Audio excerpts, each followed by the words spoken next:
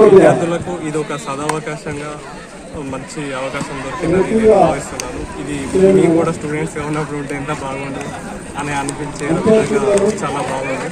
ఎందుకంటే ప్రతిభ ఉన్న విద్యార్థులకు పైకి ఎదగడానికి ఇది ఒక మంచి తొలిపెట్ట లాంటి ఒక సదవకాశంగా సీఎం గారు మంచి మనకు ప్రారంభించిన పిల్లలకు ఇది ఎంతో ఉపయోగపడి వాళ్ళ ఉన్నతికి తోడ్పడుతుందని నేను భావిస్తున్నాను.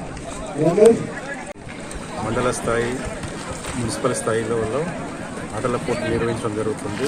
అదే సందర్భంగా చీరాల పట్టణంలో 2 రకాలుగా టౌన్లో ఉండే హర్బన్ ఒకటి స్థలం నడిపించుకుంటున్నాం. ఇక్కడ యువతకు చెప్పే ఒక ఉద్దేశం ఏంటంటే, ఒక మంచి అభిప్రాయం ఏంటంటే వాళ్ళ నుంచి, ఇందాక మన ఎంఏ గారు చెప్పినట్టు కొంత మత్తు పానీయాలకు దురలవాట్లకు అలవాటు పడుతున్నారు. అలాంటి అలవాట్లకు దూరం ఉండాలంటే వాళ్ళకి క్రీడ అన్నది కంపల్సరీగా పెట్టుకోవాలి. ఏదైనా సరే ఉదయం నుంచి ఒక 1 అవర్ 1.5 అవర్స్ స్పెండ్ చేస్తే వాళ్ళ ఆరోగ్యం కూడా బాగుంటుంది. ఇది ఒక మంచి తరుణంగా మనకు తెలంగాణ ప్రభుత్వం కల్పించింది. విద్యార్థులందరూ కూడా సద్వినియోగం చేసుకొని వాళ్ళ ఆరోగ్యం పట్ల కొద్దిగా శ్రద్ధ వహించినట్లయితే ఒక క్రమంగా విద్యతో పాటు క్రీడల పోటీలు కూడా ఉంటే బాగుంటుందని నా అభిప్రాయం. 18 గ్రామ పంచాయతీ సంబంధించిన రూరల్కు సంబంధించిన స్పోర్ట్స్ సోషల్ వెల్ఫేర్ హాస్టల్ గ్రౌండ్లో చేపట్టడం జరుగుతుంది. అందులో భాగంగా ఇవాళ మొదటి రోజు వాలీబాల్కు సంబంధించిన 17 టీమ్స్ వచ్చాయి. రేపు ఖోఖో ఆడిపిస్తున్నాము, ఎల్లుండి మనకు మన కబడ్డీ ఆడిపిస్తున్నాము. లాస్ట్ టైం కూడా మన మండలి నుంచి వచ్చిన పిల్లలు చాలా బాగా ఖోఖో కానీ కబడ్డీ కానీ వాలీబాల్తో పాటు ఇతర గేమ్స్ చాలా బాగా ఆడడం జరిగింది. ఈసారి కూడా మన వచ్చిన ప్లేయర్స్ అందరికీ కష్టపడి ఆడేసి ఒక చేర్యాల మండలకు మంచి పేరు తీసుకొచ్చి ఒక జిల్లా స్థాయిలో కానీ మనకు రాష్ట్ర స్థాయిలో కానీ తప్పనిసరిగా షీల్డ్ తీసుకురావాలని కోరుకుంటూ పిల్లలను ఆడపిల్లలను అభినందిస్తూ వీళ్ళకు ఎటువంటి దెబ్బలు గిట్లా తగిలినా కూడా మెడికల్ క్యాంప్ కూడా ఒకటి ఏర్పాటు చేయడం జరుగుతుంది.